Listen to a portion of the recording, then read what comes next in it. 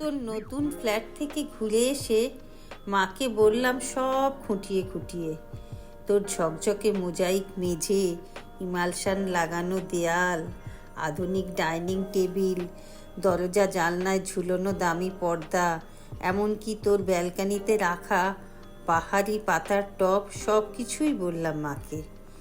নগেন দত্ত লেনে আমাদের আলো বাতাসহীন একতলা ভাঙা ঘরে বসে মা সব শুনলেন চোখ বুজে। শুনতে শুনতে মার মুখে ফুটছিল হাসি আর চোখে আসছিল জল। তোর ব্যালকানিতে দাঁড়িয়ে দূর থেকে শহরটা দেখা যায়। বসবার ঘরের দেয়ালে নতুন কেনা একটা সুন্দর পেন্টিং ঘরটাকে কি গাম্ভীর্যে ভরিয়ে তুলেছে। এসব কিছুই মাকে বললাম।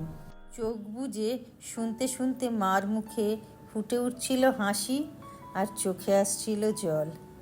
তোর চেহারাটা আগের চেয়ে অনেক ঝকঝকে সুন্দর হয়ে গেছে, ফর্সা হয়ে গেছিস অনেকটা।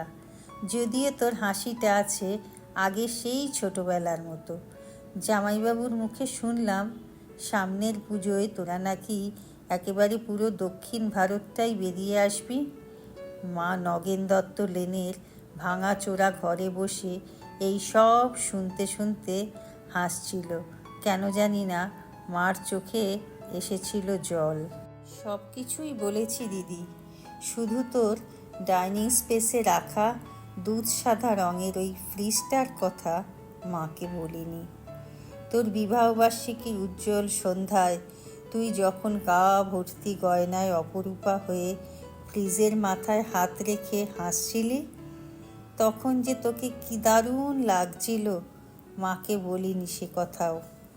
বিবাহবার্ষিকীর সন্ধ্যায় তোদের আনন্দ উজ্জ্বল অ্যাপার্টমেন্টে তুই আর জামাইবাবু যখন ওই ফ্রিজটার পাশে দাঁড়িয়ে হাসি মুখে মালা বদল করছিলি বাবুদের রসিক বন্ধুদের অনুরোধে, আর ক্যামেরার ফ্ল্যাশ ঝিলিক দিয়ে উঠছিল উপচে পড়া খুশির আনন্দ, তখন ঠিক তখনই দিদি আমার চোখে স্পষ্ট হয়ে উঠেছিল হাসপাতালের করিডোরে বাবার ভেঙে পড়া মুখটা।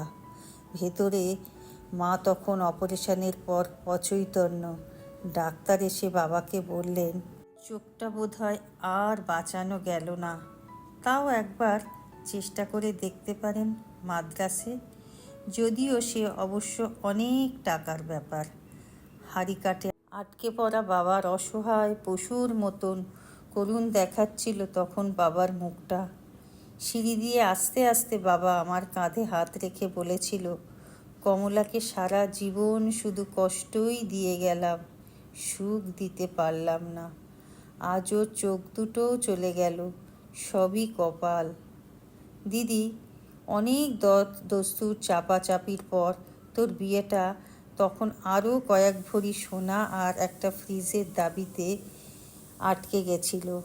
অনিশ্চয়তার ঘেরাটোপে বাবা তখন কাউকে না জানিয়ে চড়া সুদে ধার করেছিল অনেক টাকা।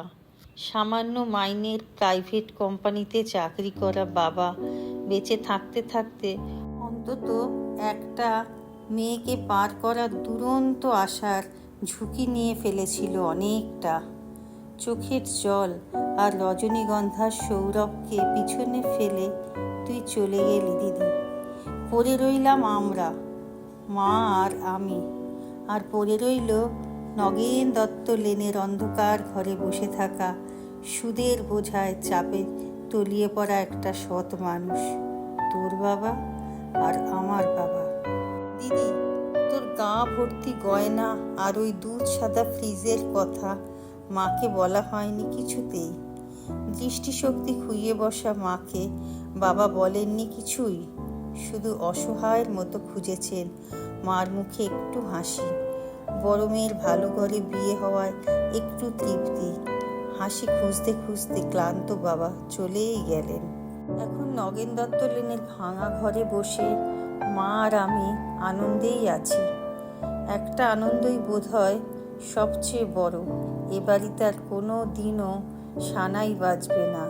সাহানায় সানাই, রজনীগন্ধা, বেনারসি, হইচই এসব অপ্রাসঙ্গিক হয়ে থাকবে চিরকাল।